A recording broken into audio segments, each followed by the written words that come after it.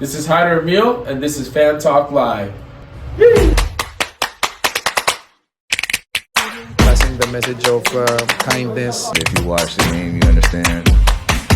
The top. Makes me incredibly proud, have incredible memories. So State mayor, so I was mayor twice.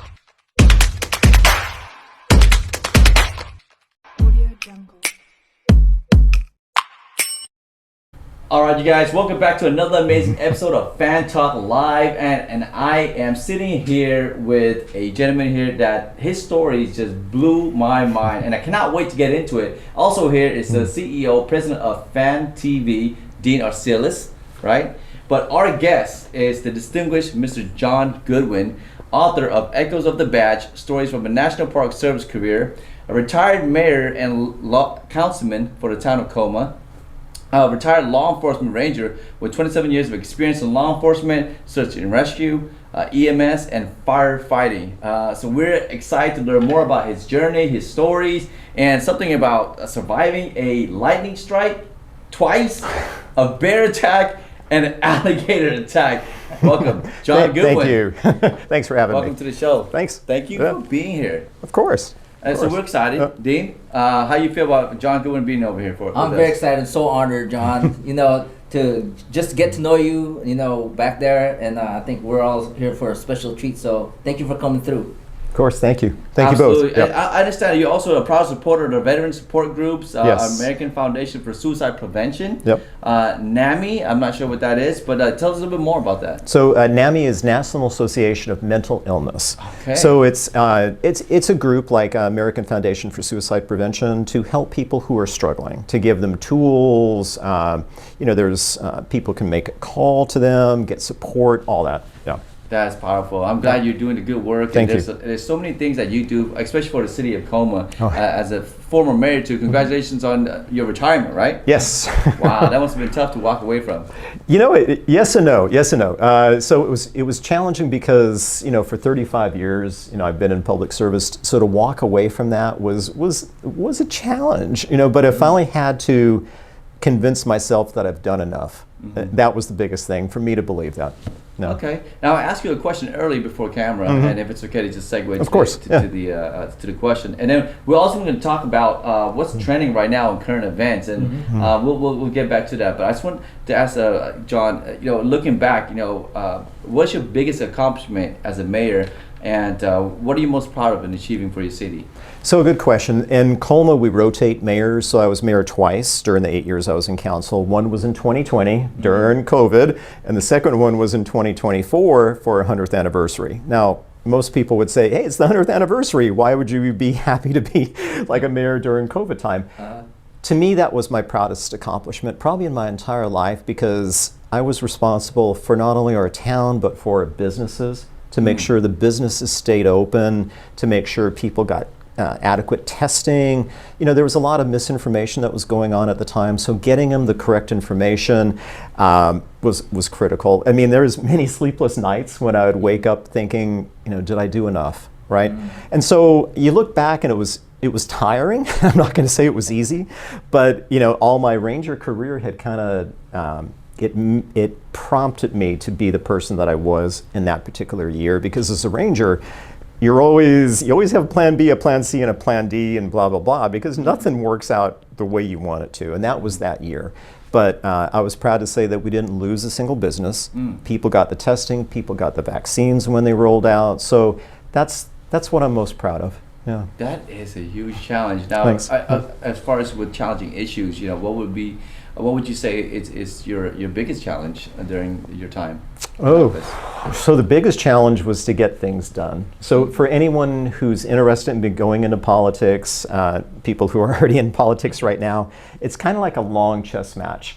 And you're going to have victories and you're going to have losses. So it's dealing with the losses and dealing with the victories, right? And dealing with the team. Because, whether you're in a city council of 5 members, 7, 9, you got to work together. You got to get this stuff done for the betterment of everyone, all your constituents, right? So that was always a challenge, is trying to get, you always go in thinking that there's something you want to get done, like say, playground improvement, something small, right? You may not get what you really dreamed of, but you Right. probably will get something. So you know. Yeah, I love that. Yeah. Did anything like to ask John? No, seriously, I've asked him a lot of questions, so let's keep going forward, so that way everybody will know who John is. Yeah. I'm pretty excited because Me too. you know, that's why I want you to ask your questions, because I've asked all my questions, and Right. man, we're here for a treat, guys. Yeah, before we definitely learn about how John became a mayor, or even his time serving as a national ranger, National Park Ranger. Yeah. What advice would you give to the current mayor based on your experience? Wow, roll with the punches. it really, so I did give that advice to the current mayor. I said, you'll think you're going to go into a meeting, a council meeting, and everything's going to go great, and then something will happen. Like maybe the mics will stop. Maybe you'll lose the Zoom feature of it, right? Roll with it, right? You might get nervous, whatever. Right. Take a deep breath, even admit to the audience that hey, I'm a little bit nervous on this, right? Admit it. And just keep going, right? So that's the best thing you can do to anyone who's out there listening. Again, if you're in politics or not, life happens. Some crazy stuff happens, but you just got to kind of roll with the punches. Yeah. I love that answer. Roll with the punches, Yes. you guys. That's what we gotta take it, the way it is. Speaking of rolling with the punches, I know on Sunday, tomorrow, it's official. Yep. TikTok is going to be gone. Now, I know a lot of people during COVID, they depended on this app. They did. They built businesses, built career, they quit their jobs, and they got into making content, becoming a full-time content creator, and now it's gone. So John, as the mayor, did you leverage social media or TikTok, or what's your thoughts on TikTok going away? So we didn't leverage TikTok, but we Okay. did leverage other social media. That was one of my dreams, was to get the city more involved in social media, because it's a way of getting the message out to the public, especially to the younger generation, right? I mean, they may not go on your website. They may not go to your council meetings. They will probably, well, maybe not young people on Facebook, but Instagram, Yes. Twitter, anything like that. Yeah. Put out this information to the public. Now, getting into TikTok, I didn't like the decision, right? For a couple of reasons. Because just like you said, there was a lot of startup businesses, a lot of mom and pop businesses that depended upon TikTok to get their message out. And they just took away that, Again, if you're a government employee, don't be on TikTok at work. Come on. Exactly. We all know that, right? Right. I mean, you should face some, some repercussions for doing Don't that. wear your uniform and twerk. Right, but to just blanket everything by saying, oh, we need to get out of TikTok because it's national security interest and whatever like that, and not look at the population that you're that's using that tool, and you've just taken a very important tool away from them, right? Are there other social media platforms they can go on? Yes, but TikTok was special. You could do those little short little clips, get it out there, right? Right away. So anyway, it took away that tool. I believe that this is my theory. Okay, TikTok's too big. It's like taking out Facebook. They're gonna say it's like saying that hey, the government's gonna shut down. Right. But my thing is, TikTok's too big to really just totally take off. Yeah. So they're gonna say that they might put a little plug and pause for that day, but then come the next day or two, I think TikTok's gonna come back somehow, some way where the U.S. and us somehow, some will work something out together to put that platform back. Yeah. But I think what they're trying to do also is because of course. TikTok is like there's no rules, and I think they just want to put those rules where there's certain things that you just can't put out. So they need to regulate certain things to kind of just touch it up. But I have a feeling it will be back. That it's not going nowhere because too much business, and also like we'll see. But to say that TikTok is gone banned, I just don't believe it. But we'll see in a couple of days and see if my prediction's correct. Yep. Yeah, absolutely. I think really TikTok is a huge impact to a lot of people, business owners especially, because you're right, a lot of startups, a lot of businesses, even it really inspired a lot of people to kind of get out there and become who they really are, right? Absolutely. Express themselves, right? Absolutely. Express themselves, and just like how Fan TV, how we built this platform to give people a face, a voice to be heard, Absolutely. a chance to be Right. heard. Yep. I think during COVID, that was important to get that message out there, because again, misinformation is out there. Absolutely. And I depend on TikTok for recipes. I learned how to cook on TikTok, and so did my wife. There you go. But I want to segue to the next question here. How has your experience as a mayor shaped you as a person and a leader? That's an excellent question. As a ranger, I dealt with maybe saving people one at a time. That was my goal. That was my reason for getting in. It was to saving not only people, but also saving the parks, right? But then you become a council member or a mayor. Now you're saving a lot of people, right? So that was a tremendous responsibility, just trying to protect everybody, right? But I really enjoyed doing it. And I enjoyed the constituents when they came to me with their ideas, try to put their ideas into fruition. So has it changed me? Absolutely it has. I mean, I think it's made me look at a much larger picture and just look at the fact that, and especially this is for every elected official, even including the president's coming in, going to be sworn in a couple of days. You work for them. You work for the people, right? So imagine, like when I was in the Park Service, I had basically a sergeant, a supervisor, and above that sergeant was, the next level, which would be a captain or whatever like that. So I didn't have many supervisors. But when you're a council member, right, or mayor or whatever like that, or a president, you've got anywhere from 1,000 up to several million, many people living in this country. All of them are your bosses. That's something you gotta really consider before you're getting into this. And I don't think I did. I wanted to serve people, but then getting in there, it's like, oh my gosh, I'm responsible for a lot of people. And and you lose sleep at night. Like, oh gosh, am I doing enough to protect everybody? Yeah. I love that answer. And I'm just curious, what's your new passion now? What are you passionate about now? What are you doing now? And how are you continuing to serve the community? So I'm still volunteering. I'm volunteering for Daly City Public Library Association. I'm also going to be probably as a member again on the HOA board, but also fundraising. So we have a fundraiser coming up for American Lung Association. And then I'll probably do the Out of Darkness Walk for American Foundation for Suicide Prevention, the Navy Walks. And then I really want to get into life coaching. I feel there's so much that I can share to other people, especially people who are struggling.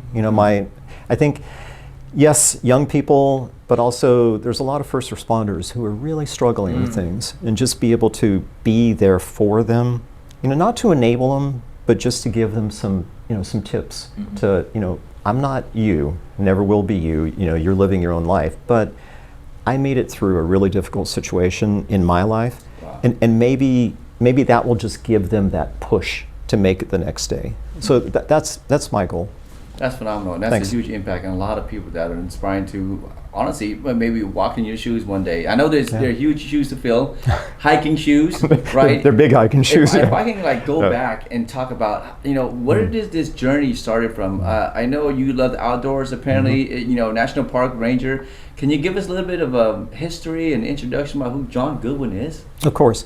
So growing up, my family, we used to go to national parks. That was our thing on summer vacations. Load up the van, go to a national park, especially like Great Sand Dunes National Park in Colorado.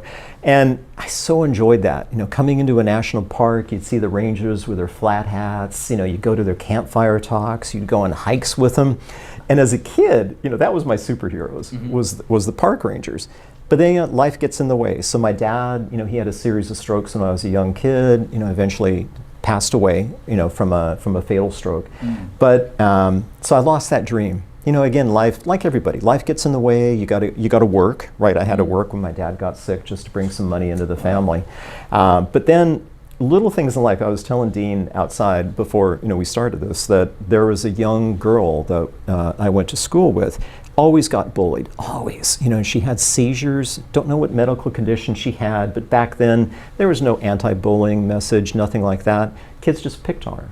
And I never stood up for her, and that always bothered me. And by the time that I finally did that, I fought back against the bullies that bullied me, like she had gone on to another school. So it's things like that, like, taking care of my dad when he was sick, not being there for a young girl that needed me, right, a fellow classmate. And so when the time came, and then I met my wife, and she encouraged me to follow my dream, which was to become a park ranger. And I'm like, this is great. It's in a sense you're fulfilling a dream, but you're also in a sense kind of making up for things that you didn't do in the past. Right. And so that was my career, was always that was a driving thing, was I can do more. And I was like, I could have done more for a lot of things, but you do your best, right? And then you go on to the next mission, and you keep trying to do a better job. I love it. I mean, to do more. You've done a lot, though. Yeah. I never, like most people, we have. You survived the bear attack. Yeah. An alligator attack. Alligator, yeah. You have to tell us these stories. Yeah, we want to hear that. That's one thing. So which one? Let's start with the bear first. The bear. Yeah. Let's go with the bear. I want to know about his lightning strikes. All right. Yes. And I'm sure you have a lot more interesting. There's a lot of good stories. So the bear attack. So I was on boat patrol, Ross Reservoir. That's in North Cascades National Park.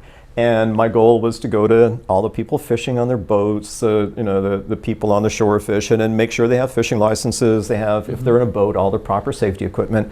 So I come up to this couple, elderly couple. They're fishing. I come up next to them, make sure they have their safety equipment. You got any fish inside your cooler, all that stuff. And 10, 15 minutes in the conversation, they finally said, "Oh, by the way, and a bear charged us back over there at that boating campground." I'm like, "Oh, you should have told me that 20 minutes ago." So I untied my line from their boat, came over to the dock where you could put your boat in. So it was a hike-in / boat-in campsite. So I'm tying the lines. The lines are, the rope on a boat. So I'm tying it around the cleats, making sure my boat doesn't drift away. And all of a sudden, I feel a presence of something very, very close to me, something that doesn't smell very good and is snorting at me. So bears kind of snort. So they make this, I won't do it for your audience, but it's a snorting noise and it smells. So I look over my shoulder and it turns out a sow, which is a female bear. And she's about as close as you and I. And And so her hair is sticking up all over, her ears are pinned back and she's snorting at me. Well, I've got my pistol, and that's in the holster, but I'm like, I'm thinking if I pull that out, it's going to piss her off. Like, it's not going to do anything. She's a big bear. And my shotgun's locked in the console that has the bear rounds in it. That's probably the only thing that probably would make a difference. Right. So the only thing that came to me to get myself out of this situation was to bark at her. So I let out the biggest, meanest barks I possibly could. She looked at me like, "What the heck?" And so she goes running off the dock. I finish tying my boat off. I unlock the console. I get the shotgun out, make sure I got a bear round in there, slowly make my way off the dock, come up the hill where she ran, and I see her treeing a couple of cubs in the tree. So this is really bad. So she's a sow. She's got 2 cubs. She has no fear of humans, obviously, right? Because she had probably been coming to the boat dock to eat fish on people's boats and probably raid campsites. So now I got a really bad situation. So I'm telling the few people that are there on the campground, you need to get the heck out of here. Get in your boat, put your backpacks on, but get out of here because you got a pretty bad situation. Right. Wow. So as I'm going through the campground very carefully, I come to the last campsite, and just like a bull in a china shop, she comes through the bushes at me, like the bushes were exploding, just exploding. And I'm like, "Oh, this is going to be bad." So I racked the round and pointed it at her just as she came out. And again, the distance was about between you and me. So I've got the shotgun pointed right at her head, and I'm telling her, "Don't do it. Don't do it. You got a couple young ones. Like, don't waste your life on me. Don't do it. Don't do it." And she's snorting, and I can still to this day see the hair just sticking up on her back. I've never seen that. Like they say, the hair sticking up on the back of your neck. Oh, with animals too. If they're, if they feel a threat or something like that, or they're going to attack, their hairs are just sticking up. It's like a cat. So it's like a standoff, me and her. Wow. And finally, typical bear, like she just all of a sudden, like, "Well, I've lost interest in this guy." She just turns around through the bushes that she just destroyed. And I'm sitting there, okay, that worked. And so I come back, everyone's gone. I put the shotgun back in the console, untie my boat, and I'm about halfway up the reservoir back towards where my cabin's at, when I just stopped the boat and let out, I just started laughing for like 10 minutes. I'm like, "You just barked at a bear." Yeah. And it hadn't realized, like, it worked. Was that instinct? How did you know the bark was going to work? I don't know. It just came to me because I had nothing else. Like, what am I going to do? Like, punch her in the nose? Have you ever done that ever again? A bark? The same bark? No. No? It worked once. I don't know if it would work again. So any listeners, like, please don't do that. Don't listen to me. Don't bark at a bear. Wow. But what can you do? You can't run. A bear's going to outrun you. Okay. I'm not going to be able to muscle her down. I'm strong, but not that strong. And like I said, my pistol would probably piss her off and not do anything. Is it true that they said that if a bear is there, you just play dead? Does that really work? It depends on the bear. You're right. So a black bears go after carrion, which is dead things. So if you play like you're dead, like, here's the thing with a bear, a lot of it is bluff charging. So they might do a bluff charge. Hold your ground, make yourself look big. If you're wearing something like a jacket, pull the jacket up, yell, do whatever, right? If they have a distance, maybe throw some rocks at it, whatever like that. If it charges you, hold your ground, don't run, right? Only if it's like, if it knocks you to the ground, what are you going to do? I would fight back with a black bear, because if you play dead, it might start eating you. You're that's right. their I heard about that. Yeah, there's certain bears. Now with the grizzlies also eat carrion as well, but a grizzly, your best interest is to play dead. But if it starts chewing on you, you got to fight back, and then do what you got to do, right? Right. Yeah. Okay. Yeah, that's a phenomenal story. I know you want to hear more about the alligator. I want to hear the lightning one, that, like you said. Yeah, let's and hear that. definitely after you shared a story about the lightning strikes, what motivated you to become an author and write about your new book, Echoes of the Badge? Yeah, so 3 reasons. One is all my family and friends, they've heard these stories for a long time, but I wanted to put it into print for them, Nice. for future generations, right? Second is to educate the public as far as what park rangers do, because we wear many hats, right? Like you did on the introduction.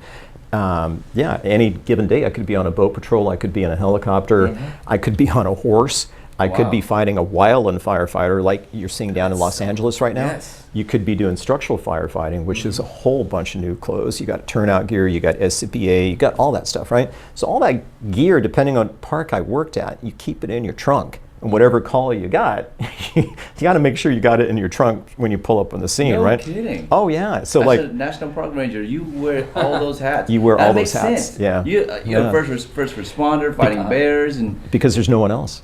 That's the thing. There's no one else. Like Wow. you might be the first one on the scene of something, and you have to be ready to go, right? There's no excuses because Even- the public's counting on you. Even fighting. Even fighting. Oh yeah, I mean, you have to, during my like- career, I had 50 fights. Won them all, but 50. Like knockdown, drag downs, like 2 shoulder injuries from it, concussions, all that stuff. But humans are probably the most vicious animal that's out there. Wow. Even bears, even alligators, even 3-legged raccoons, and yes, I have one of those stories. No kidding. But humans are, Humans. they can The be bark pretty didn't bad. work against them. It might. No, but John, I mean the incredible work that Thanks. you've done. I mean Thanks. the lightning strike especially, and surviving it. You said lightning struck you twice. Twice. Struck you twice. Twice, yeah. How are you so lucky? I don't know if that's luck or not. Most people don't get struck by lightning No, or attacked by absolutely bears. not. So Do you put yourself in that position to be like? Yeah. Are you obviously high in the mountains? Like, how did that happen? So no, both were on the water. That's the crazy thing about Oh. it. Both were water strikes. The first one was when Hurricane Floyd was coming towards Florida, and I was working at Everglades National Park. So the hurricane's coming there, and our job as rangers is to evacuate people. Now, again, most people are back then listening on Marine Band. Now you've got cell phones, you're picking this stuff up, right? But you can't take any chances. So that particular day, I went out on boat patrol to evacuate. Hurricane was raging towards us. Well, most hurricanes will spit out as they're spinning. It'll spit out these massive thunderheads. And so the whole day in Florida Bay, I'm dodging one thunderhead after another, Whoa. trying to do the job, trying to do the mission, everything like that. Well, it got to a point where I couldn't outrun it, and I had to make my way back to the harbor, because what are you going to do? There's nothing out there. There's what they call keys or islands, but that's basically just eucalyptus, or not eucalyptus, but mangrove. Mangrove little islands, and there's no shelter there, right? So on the water, you're like the tallest object, right? So your head is basically the tallest object, unless you've got a canopy over you. So anyway, I'm heading through Man of War Key. Sky is pitch black, and all of a sudden I saw just a beautiful bright white light, and that was it. Never heard the thunder. No kidding. Probably heart stopped. I don't know how much time occurred between the my lightning goodness. strike and actually coming to again. So when I came to, the boat was going the opposite way. I have no memory of turning it the opposite way, and I had no idea where I was at. I'm on the deck of the boat. Feels like every inch of my body there was razor blades just slicing through it. Wow. Yeah, yeah. And so the first thing I had to do was I needed to stand up, right? I needed to stand up, and I needed to get that throttle and turn it off. Well, my right arm I couldn't use. My right leg felt like it was fractured, like I couldn't put any weight on it. So I had hobbled on the left leg, used the left arm to turn off the throttle. and then make a call to dispatch, let them know I got struck by lightning. It works still? It still worked. It still worked. That thing would be fried. No, I took He took the fry. I took the whole fry. I took the whole my fry. Goodness. I took the whole fries. So anyway, I let dispatch know I was hit by lightning, Yes. and please don't send anybody else out there because there's still lightning activity. Okay. So, after making that call, then I had to pull out the chart and figure out where the heck I was, and I was miles south of where, because I was heading due north, and I was miles south.